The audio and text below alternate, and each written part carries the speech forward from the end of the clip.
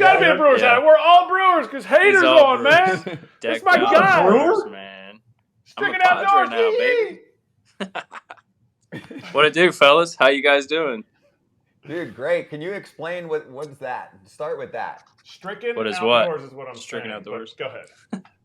Stricken Outdoors is like a hunting company that me and a couple buddies started. We like film our hunts throughout the off season, and we came up with a little name, had some merch, and did all that. So it was like a cool little thing that, you know, obviously we're playing baseball all the time, and they were back home working, and it's just like something that we just could do something together, obviously, and share a passion of hunting. So it was it's fun. It's exciting too.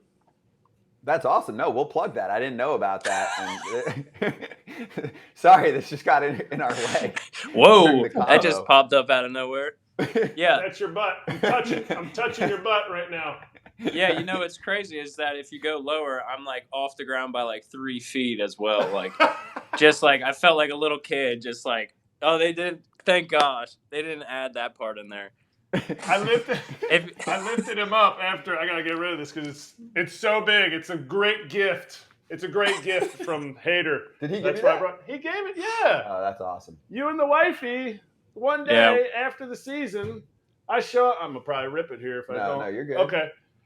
There it is. One day after the season, I show up, or my wife's at home. Sarah's at home, and she's like, babe, there's a huge package at the front door. I'm like, wow, babe. Okay, I'll check it out. And she was calling me on the phone, and she goes, it's really big. I don't want to open it. Like, what if something like breaks? I was like, I have no idea. Hater didn't tell me nothing like this. And this huge, it's like 4 foot, 5 foot tall. It's a picture of me and Hater. Such an awesome gift. You and the wife, I mean, it's centerpiece in the basement. I built the whole basement around it. I love it. No, I mean, I think that was a special moment for us. Obviously, you know, being in Denver and cold and moving on in playoffs. Playoffs is a hard thing to do in professional sports, especially baseball. And, you know, I had a great time with you and just the mentor that you were to me as a pitcher and that battery connection. I was like, Maria and I were just talking like, what could we do? Like just to kind of remember that moment, but also, you know, remember obviously the career you had. So I thought that was a special moment. For sure. I don't have any, but nobody's painted a picture of me and sent it to me. So I seriously, like, I really appreciate it. I sent both of you guys texts. It's so awesome. It was a great run. And for me, I'm like, I should have quit that year. But my question is, have you had anybody else that you've bought a painted picture for? Because it's going to make it feel a little... Nobody? No painted pictures, nope. Tell Maria thank you. That it means even more now. Yeah, that's what we try to do, make it special, you know? It's I think the baseball world is a unique experience because you meet so many different people, so many different families, and when you become, you know, spend so much time with each other, I think that was something that we show our appreciation just from you and your family and how great you guys are. Josh, so I'm glad Eric, you know, you guys immortalized that moment you guys had, but you're mentioning families. You guys took me away from my family in that moment. So you owe me a painting now because I was actually on a flight because I did that series against Colorado. You guys spanked them twice at home, and then you flew out to Colorado, and we didn't have game 3. So I flew home, and I was flying to Colorado, and I'm looking at my phone on the plane, and it scores 4-0 in Colorado. And I text my producer, and I say, well, I don't have to go to Colorado. They're going to win. He's like, well, they're still in slam range. The lady shut the door. We go to take off, and I had to stop in Houston to get to Denver. We go to take off, and right when we hit the runway, somebody hit a grand slam to make it 8-0. And I'm like, can we stop the plane? I need to get off. I'm like, nope, too late. So I had to fly and spend a night in Houston. So now I want a painting of you and Kratz just because, I don't know. We'll get you a little one like this big. Perfect. Just a little tiny one. He can put it in his wallet. That's right. Yes, perfect size. That's exactly what we need. Can we get you to take your hat off? Because I want to see the flow. The flow is just chilling in the back, man. I don't drop the flow down until I'm on the field. That's the business side. This isn't business. This is chill. But yeah. You would think Did it'd you be see the that? other way around. Nah. Honestly, No? if it was for anything, I would cut it. I love it, but I hate it, if that makes sense. Well, why It's a would you cut love-hate it? relationship. Yeah, Isn't it explain like that. it's your Lots thing? to deal with. Lots to deal with, man. It's like you gotta take care of it. It's just so much. You gotta get a haircut. I don't know. It's just too much work, but I love it. It took me too long to grow. It took me too long. It took me too long to grow it, and yeah. There's a force field around this thing. I love it. Josh, did you shine it? You called me. I did. I shaved it today. It feels so nice. Just touch it. Just touch it. It's nice. That's nice. No, it is. That's I got nice. through the force field. Josh, look, you need to appreciate angle, your hair. From my angle, Kratz, what's the movie Invasion from Mars? The egghead guy? That's what you look like because you're kind of tilted down. Because it's tilted down and it. Coneheads? Yes. No, not Coneheads. The cartoon. Mega Man. Yeah, that's it. Yeah, Mega Man. For your time, Scott.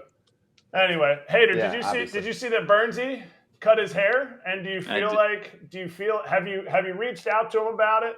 And do you feel like he could have sent me some of that and made a wig out of it? I'm sure he could have definitely made a wig out of it for you. Yeah, I saw it. I didn't message him because I knew we're no longer the Flow Bros anymore. We had a T-shirt that said Flow Bros, and he cut it off, and I was like, oh man, that's tough. It reminds me of the 2018 Corbin Burns when I met him in the dugout when he got called up. I was like, dang, that's Burnsy now. That's young Burnsy. Now we just need the Oakley glasses. That's why I asked him when he was on. I was like, dude, you gonna get those Oakleys back on? Because he has some thick frames. He was like Joe Paterno, like blind, like can't see anything. Yeah, I remember. Those things were the worst, though. He put me on the LASIK train, and I was like, thank gosh, because that was game changing. Yes, absolutely. Those things always fell off. Yeah, because Burns suggested it? Yeah, because when I came up, I had them, and they would always fall off after I pitch. And then I got into the contacts, and he got, I think it was like 2019 or 2020. He got LASIK, and it was like, he's like, dude, it's life changing. And I was like, deal. That's career altering, isn't it? No, yeah, you can actually see the catcher's mitt. It's crazy. That's scary. It's scary that you pitched like before LASIK then. Do you think back and go, holy shit, how did I make it here with eyes that were not as powerful? Well, I think of it like, well, at nighttime, if I could barely see it, now if I got good vision, should make my game play a little bit better. And I think it did early on. Now it wore off a little bit last year, and then it started coming back. So it was all the vision. That's the last thing you want to hear or see is Hader throw a 99 to a hunch in Wrigley where the lights aren't quite good enough. And a side note, one time after he struck the last guy out in Wrigley, he goes, man, and he's never gets mad, never gets super excited. He goes, man, I just feel like I can throw the ball a little extra hard here. I don't know what it is. I don't think he's ever given up a run in Wrigley or anything like that. But when he looks in like this and he goes, squints, that doesn't feel good. You're like, Hader, we need to be sure, like this is a 1. I'm definitely putting a 1 down. It is not a 3. Look, there is not, like, we got to make sure that vision is crisp, please, for the boys. Yeah, you can't be crossing up. Cannot be crossing up. Wrigley's actually my number two place to play at, man. There's something about Wrigley that I just really enjoy. Obviously, being like Milwaukee and that Chicago like rivalry, that was like the fans. They just add the atmosphere, and then obviously the history behind it. It's like, man, it's like you got to bring your A stuff. What's number 1? San Diego, man. San Diego. What a homer. Wait, but then Milwaukee's 3? And put me on the spot, man. I mean, you can move it down. You're gone. They traded you. Like, I say top 5. Top 5. Okay. Probably. It wouldn't be my top 3, but I do love Milwaukee. There's something about that stadium obviously the fans are really great, but I've never been as an opposing team or a player. So we'll see how they treat me when I come back. But I always love great memories there too. So it's always been a fun stadium, unique. It's like it's cool in its own way. Are you getting that standing O? Are you getting that video montage? Are we going to get are we going to get one last one, whatever your skit was when you came out to take the mound? When you come out of the Padres bullpen, are they going to stand up and cheer and do the whole deal? I don't know. That's what I'm saying. I don't know. Maybe I'll get a loud boo. Who knows? I'm just kidding. But are you going to get a pitch clock violation? Yeah, because the crowd's cheering too loud. You're going to have to tip your cap. No, special permission. No, pitch com. Can't hear the pitch com. Wait, can you get special permission? Can't take it out. I can't hear. You know, you can apply, which is ridiculous that it can't just be told to an ump before a game. Like, we have to go through this whole formal government process to get like an extra 20 seconds to acknowledge a crowd if you're coming back to a ballpark. But can you get a little extra moment if the crowd's freaking out when you're on the mounds? I don't know. I have to take that with Mr. Rob. Yeah, Mr. Rob. Oh, Josh, put a little request. While we're on the Brewers, you did get kind of surprisingly traded from there last year, maybe. So who's it going to be this year that they Burns, Woodruff, Yelich? I don't know. I am not sure. If it was me, I'd ride it out to the end of the year. But you know, I don't get paid to do those big boy moves. I get paid to stay on the field and do my job. So I would think they'd keep Burnsy and Yelly. I don't think they would trade. I mean, I don't know. We'll see. That's the crazy time about baseball is when you get towards end of July and they start making some deals. Do you feel that? Do you feel the same thing with the Padres? Like you're not quite there yet. It's like you'll go to the All-Star game. Sorry, you don't ever get any All-Star breaks because you're so freaking good. You always have to go to those games. But are you sitting there like as a pot? Like, are you sitting there in July 20th and like, oh boy, all right, trade deadline. Here we go. No, not at all. Not at all? I mean, even after last year, where like it was kind of sneaky McSneakerson? I mean, I can't control it, right? So I don't worry about like things I can't control. I mean, if it's going to happen, it's going to happen. It's not like I'm going to get a heads up like, hey, you're going to get traded in 2 days. And then it's like more like 10 minutes. Hey, you just got traded now. All right, now get out of here. So it's not like I can change anything if I knew it anyway. So just ride with it.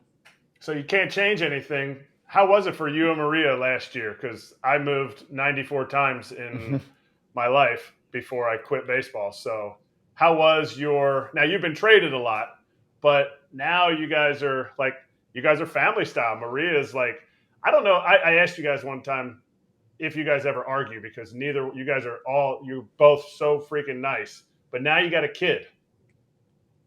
Is there arguments now? Like, was there arguments? Like, wait a minute, you got traded? I'm not going. No chance. I'm staying at home. You go play the season. How was that? How was it like moving your family? Special shout out to the agency. CAA really helped her out, especially. I was in Pittsburgh. We had an off day, so I got traded. And I was on a flight literally in 3 hours after that. So I wasn't able to go back home, help her out, pack or anything like that. So Sean came in and helped her out, flew her out with her because we had the dogs and Lucas. And he was probably, I want to say he was like 4 weeks old. Yeah, he was. So, I mean, if it wasn't for him, I don't know how she would have done it. But it was definitely that was probably the most stressful time, just because you can't help her. You have no hands in the game. So for them to be able to help her out was definitely a big part. That made it easier. But she was excited to go to San Diego. I mean, we were both excited. San Diego was like one of the places that we always liked going to. It was our first like big league experience for the Futures game was in San Diego. So that's kind of where. I think that's one of the biggest why we fell in love with it. That's awesome. You guys experienced it early. Did you like, people don't understand this part of it. How much does that affect, or how much extra effort to make it not affect your play on the field is a move like that where you're sitting there and Maria's like, she still has her normal duties of every day, taking care of Lucas. Oh yeah, she's got to pack up. Oh yeah, she's got to fly out to San Diego. Yeah, I mean, I wouldn't say it's too much. I mean, I try not to bring that kind of stuff onto the field. Obviously, it's really hard to do. You try and separate that stuff as best as you can. But once we got settled in, I think that was the biggest thing is, just you had some peace of mind that everything was moving and kind of getting back into a normal routine. Josh, so this is how you have to do it. So in 2014, I was with the Red Sox, got DFA'd, went to the Cardinals. And so I moved myself because I was in the middle of doing it. Well, we had sold our house during the season, and we had to move out because the person wanted in. So while I was playing, my wife, and I have 2 kids, had to move us from one house to another. I wasn't home. I had never been to the house we were renting while our other house was being finished. I pull into the place, and the guy goes, "Where do you live?" And I look at the driver, and I said, "I have no idea. I don't know where it is. All I have is an address. I've never seen the house. I don't know what it looks like. Just let's find it together." And it was nighttime. So the driver pulled up, and I was like, "Okay, good job, honey. You got a good, nice rental house for us. So next time, just be playing and say, 'Don't worry, sweetie, you got it all, and I'll see you when we get back.'" Where's Waldo type deal with the houses? Yeah. I literally think I pulled through, and the guy goes, "Where do you live?" And I go, "No idea." He's like, "What do you mean? What do you mean you don't know where you live?" Yep, never seen it. Yep, first time for everything. So I like it. I understand. We all understand how hard it is if you play this game and what obviously our families have to go through. But for you, I always considered you as a Brewer. You were going to be a Brewer for life. And then I think there was no bigger shock in probably the last few years than you getting traded. And so mainly the thing is I was in Milwaukee right after you got traded, and I saw the look on the guys' faces. And it took them a while to get back to playing where they were at. Did you think that you would have that impact not only on the Padres, but then obviously on the Brewers organization? So you impacted 2 with that one move. I think too,